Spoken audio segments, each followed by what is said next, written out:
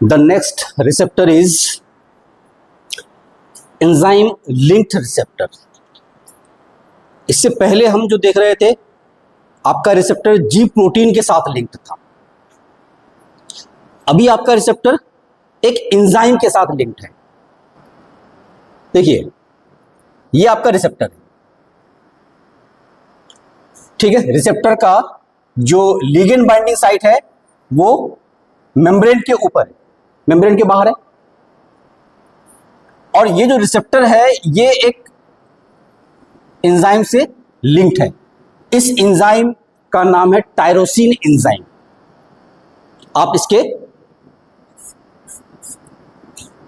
Bindings देख सकते हैं। तो the receptor is linked with a tyrosine enzyme. This is why we call it as enzyme linked receptor. Fine. Now इस receptor को हम लोग कैटालाइटिक रिसेप्टर भी कहते हैं, क्योंकि ये फर्दर जब रिसेप्टर एक्टिवेट हो जाएगा बाइंडिंग के बाद, ड्रग के बाइंडिंग के बाद, तो फर्दर ये कुछ प्रोसेसेस का कैटालिसिस करता है। एंजाइम का एक रोल तो हम लोगों को पता है कि एंजाइम एज अ कैटलिस्ट काम करता है, राइट। तो इस वजह से इसको हम कैटालाइटिक रिसेप्टर कहेंगे। Now again it is transmembrane receptor because ये सेल मेम्ब्रेन के आउटर पार्ट से सेल मेम्ब्रेन के इनर पार्ट यानी साइटोप्लाज्मिक पार्ट तक स्ट्रेच्ड है, फैला हुआ है। तो इसीलिए ये ट्रांसमेम्ब्रेन रिसेप्टर हो गया। जो इसका बाइंडिंग साइट है वो एक्स्ट्रा सेलुलर है, यानी सेल मेम्ब्रेन के बाहर है बाइंडिंग साइट, राइट। और जो एंजाइम साइट है, जो एंजाइमेटिक एक्टिविटी है जो होगी वो इंट्रासेलुलर है, यानी साइटोप्लाज्मिक साइट में है। क्लियर है यहां पर? वेल, जब आपका ड्रग यानी एगनिस्ट यानी लिगेंड जब वो बाइंड करेगा तो बाइंड करने के बाद जो आपका कैटालाइटिक साइट है, जो एंजाइमेटिक साइट है, वो एक्टिवेट होगा, ठीक है। जो आपका प्रोटीन काइनेज है उसका एक्टिवेशन होगा। प्रोटीन काइनेज के बारे में हम लोग पहले भी पढ़ चुके हैं। एडिनाइल साइक्लेज में प्रोटीन काइनेज ए और फॉस्फोलाइपेज सी, IP3 DAG पाथवे में प्रोटीन काइनेज सी। तो यहां भी प्रोटीन काइनेजेस यहां पर भी वर्क करेंगे, फाइन। तो आपके लिगेंड की बाइंडिंग, एंजाइमेटिक एक्टिविटी बढ़ी, प्रोटीन काइनेजेस का एक्टिवेशन हुआ और कुछ सेलुलर रिस्पॉन्स आपको दिखेगा। ना किस तरह के रिसेप्टर्स हैं जो इस कैटेगरी में फॉल होते हैं, हम लोगों ने पहले एग्जांपल लिए, अलग अलग एग्जांपल्स हमने देखे रिसेप्टर्स के। यहां पर जो आपको एग्जांपल्स मिलेंगे जो एंजाइम लिंक्ड रिसेप्टर के थ्रू से काम करते हैं, इंसुलिन रिसेप्टर, यानी इंसुलिन जो अपना काम करता है वो एंजाइम लिंक्ड रिसेप्टर के थ्रू से काम करता है। दूसरा, various type of growth factors, ठीक है। ग्रोथ फैक्टर्स कई तरह के होते हैं जो सेलुलर ग्रोथ में हेल्प करते हैं, टिश्यू के ग्रोथ में हेल्प करते हैं, तो वो लोग भी एंजाइम लिंक्ड रिसेप्टर्स के थ्रू से काम करते हैं। ये वाला जो है इसका दो अलग अलग डिवीजन आपको मिलेगा, ठीक है। पहला डिवीजन आपको मिलेगा, यानी पहला रिसेप्टर टाइप जिसके अंदर इंट्रिंसिक एंजाइमेटिक एक्टिविटी होगी, और दूसरा वाला मिलेगा उसके अंदर इंट्रिंसिक एंजाइमेटिक एक्टिविटी नहीं होगी। इंट्रिंसिक एंजाइमेटिक एक्टिविटी मतलब सेल के अंदर का एंजाइमेटिक एक्टिविटी जो सेलुलर इफेक्ट को शो करने में मदद कर रहा है, ठीक है। तो पहले वाले केस में इंट्रिंसिक एंजाइमेटिक एक्टिविटी होगी, हम उसका एग्जांपल देखेंगे अभी। और दूसरा वाला केस जिसके अंदर इंट्रिंसिक एंजाइमेटिक एक्टिविटी नहीं है, वहां पर कोई थर्ड पार्टी आकर के काम करेगा। वो थर्ड पार्टी कौन है? वो है जैक स्टेट काइनेज। ये टायरोसिन नहीं है, ये जैक स्टेट है। तो जैक स्टेट वाला जो एग्जाम्पल होगा उसके अंदर आप बताएंगे कि it lacks intrinsic enzymatic activity. तो वन बाय वन देख लें दोनों को, ठीक। Receptor having intrinsic enzymatic activity. ठीक है, उसमें क्या होता है, आपका जो एगनिस्ट है, जो लिगेंड है, वो बाइंड करेगा। बाइंड करने के बाद पहला स्टेप डायमेराइजेशन ऑफ रिसेप्टर। ठीक है, दूसरा स्टेप एक्टिवेशन ऑफ काइनेज। तीसरा step autophosphorylation of tyrosine, right, and finally phosphorylation of relevant protein. तो ये अलग अलग स्टेप्स हैं। अब इन स्टेप्स को हम लोग डायग्राम में देखते हैं कैसे हो रहा है। ठीक, यहां समझिए क्या होगा। इंट्रिंसिक एंजाइमेटिक एक्टिविटी के साथ समझने की कोशिश कीजिए क्या हुआ है। देखो, आपका जो रिसेप्टर है वो ये है, फाइन। तो पहला स्टेप क्या होगा इसका, पहला स्टेप होगा इसका डायमेराइजेशन। ये डायमेराइजेशन हो गया। ठीक है, सिग्नलिंग मॉलिक्यूल बाइंड करता है इस पर और बाद में ये डायमर बना लेते हैं। बन गया dimer. This is the first step, dimerization. Now इसके बाद क्या होगा, डायमेराइजेशन के बाद इसका ये जो टायरोसिन रेसिड्यूज आपको दिख रहे हैं यहां पे, इनमें आकर के फास्फोरस एटम अटैच हो जाएगा ऑटोमेटिकली, खुद ब खुद। इसको कहते हैं ऑटोफॉस्फोराइलेशन। ऑटोमेटिकली हो रहा है।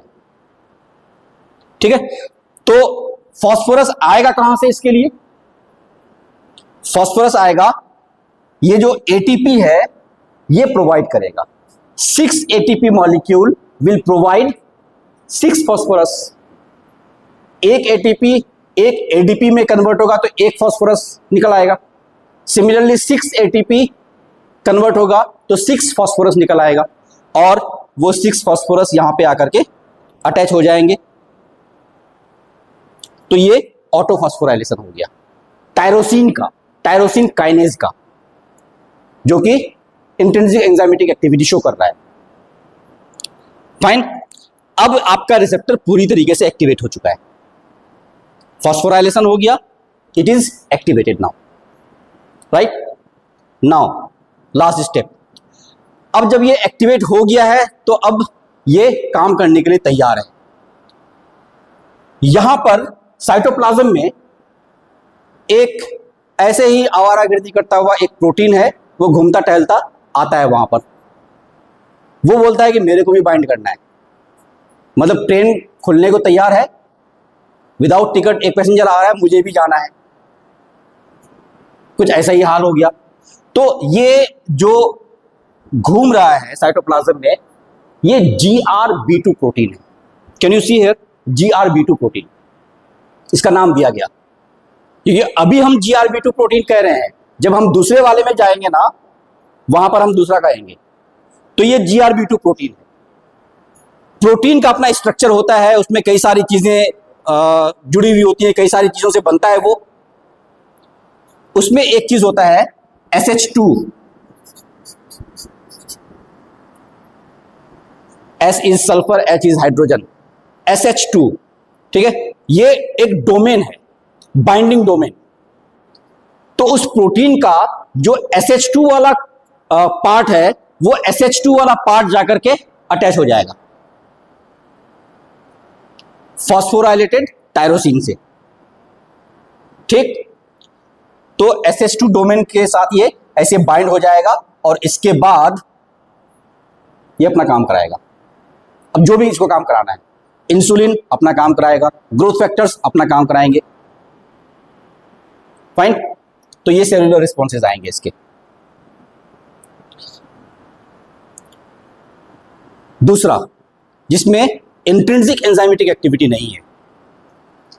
पहले तो टायरोसिन था, तो टायरोसिन ने काम करा दिया, टायरोसिन का डायमेराइजेशन हुआ, टायरोसिन का ऑटोफॉस्फोराइलेशन हुआ, उस पर GRB2 आके बाइंड कर गया, सेलुलर रिस्पॉन्स हो गया। लेकिन कुछ ऐसे भी रिसेप्टर्स हैं जिनके पास टायरोसिन नहीं है, फिर वो काम कैसे करेंगे? राइट। तो वो काम कैसे करेंगे, उसका जो तरीका है, उसके लिए उसके पास जेनस काइनेज है, टायरोसिन काइनेज नहीं है बट जेनस काइनेज है। जेनस काइनेज को जैक बोला जाता है, JAK, राइट, जैक। और ये जो स्टैट है ये प्रोटीन है, जो लास्ट में मैंने आपको बताया था GRB2 प्रोटीन वहां पर था, यहां पर स्टैट प्रोटीन है। स्टैट प्रोटीन का अपना एक फुल फॉर्म होता है signal transducer and activator of transcription. STAT का फुल फॉर्म है सिग्नल ट्रांसड्यूसर। ट्रांसडक्शन तो होगा ही, ट्रांसडक्शन का मतलब अब आपको समझ में आ रहा है कि सारा जो भी चेंजेस हो रहा है लिगेंड के बाइंडिंग के बाद, वो सब का सब ट्रांसडक्शन है। तो सिग्नल एक आया, उस सिग्नल के अंदर ट्रांसडक्शन होना है, मैसेज आगे फॉरवर्ड होना है। तो ये जो प्रोटीन है ये वही काम करेगा, सिग्नल का ट्रांसड्यूसर है ये। और सिर्फ सिग्नल का ट्रांसड्यूसर ही नहीं है, ये ट्रांसक्रिप्शन प्रोसेस का एक्टिवेटर भी है। और ट्रांसक्रिप्शन प्रोसेस का मतलब क्या होता है, प्रोटीन का सिंथेसिस। आपने पढ़ा है प्रोटीन सिंथेसिस के स्टेप्स, ट्रांसक्रिप्शन होता है, ट्रांसलेशन होता है, ये होता है ना। तो यानी प्रोटीन का सिंथेसिस होना है और काम उसी प्रोटीन के सिंथेसिस के बाद होगा। तो क्या हुआ यहां पर, आपका जो लिगेंड है वो लिगेंड आता है, प्लाज्मा मेम्ब्रेन में आपका जो रिसेप्टर है वो वेट कर रहा है। जेनस काइनेज है in place of tyrosine, right. Dimerization होगा इसका भी। देखो एंजाइम लिंक रिसेप्टर में काम करने का तरीका कॉमन है, डायमेराइजेशन तो होना ही होना है, तो डायमेराइजेशन हो गया। फॉस्फोराइलेशन भी होना है तो फॉस्फोराइलेशन हो गया,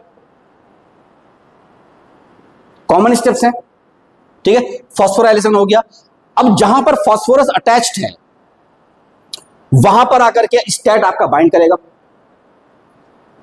ठीक है। तो आपका जो स्टैट मॉलिक्यूल है जो आपके साइटोप्लाज्म में मूव कर रहा था, वो स्टैट मॉलिक्यूल आकर के बाइंड कर जाता है। और अब ये न्यूक्लियस की तरफ बढ़ता है, क्योंकि प्रोटीन सिंथेसिस का जो भी काम होना है, जो भी कार्यक्रम होना है, ट्रांसक्रिप्शन, ट्रांसलेशन, फिर मैसेंजर RNA उस मैसेज को लेकर के राइबोसोम के पास जाएगा, यानी न्यूक्लियस से बाहर आएगा, राइट। तो ये मूव करता है न्यूक्लियस के अंदर, यानी और इतना बल्कि ये मूव नहीं कर पाएगा न्यूक्लियस के अंदर। रिसेप्टर क्यों आएगा न्यूक्लियस के अंदर, रिसेप्टर अपनी जगह पे रहेगा। रिसेप्टर का जो काम था वो काम करा दिया गया, और काम क्या था, काम ये इसको बनाना था, फॉस्फोराइलेटेड स्टैट को, कि जाओ हमने सिग्नल दे दिया है तुम्हें, स्टैट को तुम्हारे साथ दे दिया है। स्टैट क्या है, सिग्नल का ट्रांसड्यूसर है। तो ड्रग ने बोला कि सिग्नल के ट्रांसड्यूसर को हमने तुम्हारे साथ लगा दिया है, अब ये इसको लेके जाओ अंदर और अंदर जाकर के ट्रांसक्रिप्शन करा दो, दैट्स इट। तो ये ट्रांसक्रिप्शन का प्रोसेस एक्टिवेट करा देगा, सेलुलर रिस्पॉन्स आ जाएगा, ठीक है। तो ये इस तरीके से हो जाता है। The last one, nuclear receptor, यानी आपका जो रिसेप्टर है उसको न्यूक्लियर रिसेप्टर कहा जा रहा है, फाइन। हालांकि आपका जो रिसेप्टर है एग्जैक्टली अभी न्यूक्लियस के अंदर नहीं है, वो अभी साइटोप्लाज्म के अंदर है। आपका ड्रग मॉलिक्यूल सेल मेम्ब्रेन को क्रॉस करते हुए साइटोप्लाज्म के पास आएगा, साइटोप्लाज्म में रिसेप्टर से मिलेगा और फिर दोनों न्यूक्लियस के अंदर चला जाएगा। Got the point. अब सेल मेम्ब्रेन को कौन सा ड्रग क्रॉस कर सकता है, किस नेचर का ड्रग, लिपिड नेचर का ड्रग, यानी फैट सॉल्युबल ड्रग। तो जितने फैट सॉल्युबल ड्रग्स हैं, say for example vitamin D, thyroid hormone, steroid hormone, retinoids, they are all fat soluble drugs. इसी वजह से ये सेल मेम्ब्रेन को क्रॉस कर सकते हैं और क्रॉस करके साइटोप्लाज्म में अपने रिसेप्टर से अटैच करेंगे। अटैचमेंट के बाद वो न्यूक्लियस के अंदर जाएंगे और न्यूक्लियस में अपना काम करेंगे। ठीक है, न्यूक्लियस के अंदर क्या काम करना है, डीएनए के साथ इंटरेक्ट करेंगे, जीन ट्रांसक्रिप्शन करेंगे, और जीन ट्रांसक्रिप्शन के बाद स्पेसिफिक प्रोटीन्स बनाएंगे जिससे कि टारगेट सेल्स में एक्टिविटी शो होगी। थायराइड हार्मोन अपना एक्टिविटी शो करेगा, विटामिन डी अपना एक्टिविटी शो करेगा, स्टेरॉइड्स अपना एक्टिविटी शो करेगा। There are so many types of steroids, जितने भी आपके हार्मोनल स्टेरॉइड्स हैं, टेस्टोस्टेरोन, एस्ट्रोजन, सारे। ठीक है, ड्रग साइटोप्लाज्म में इसका रिसेप्टर मिलता है, वो आ जाता है इसको लेकर के सेल के अंदर, राइट। लेकिन एक चीज मैं आपको थोड़ा सा एक एग्जांपल के साथ बता देता हूं। मान लीजिए कि आपका जो ड्रग है वो है ग्लूकोकॉर्टिकॉइड, ठीक है। ग्लूकोकॉर्टिकॉइड का जो रिसेप्टर है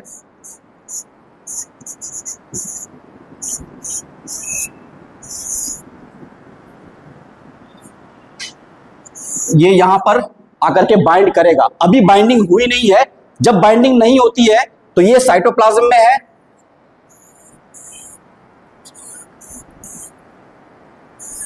ये न्यूक्लियस हो गया, ये साइटोप्लाज्म और ये सेल मेम्ब्रेन। यहां पर HSP90, HSP is heat shock protein, ठीक है। जब ये इनएक्टिव है, ये रिसेप्टर जब इनएक्टिव है तो हीट शॉक प्रोटीन इसके साथ अटैच्ड रहता है, हीट शॉक प्रोटीन HSP90, ठीक है। लेकिन जैसे ही ग्लूकोकॉर्टिकॉइड आकर के यहां पर बाइंड करेगा तो ये हीट शॉक प्रोटीन डिटैच हो जाएगा, ठीक है। डिटैच होने के बाद ये अंदर मूव करेगा, अंदर मूव करके इसका डाइमराइजेशन होगा,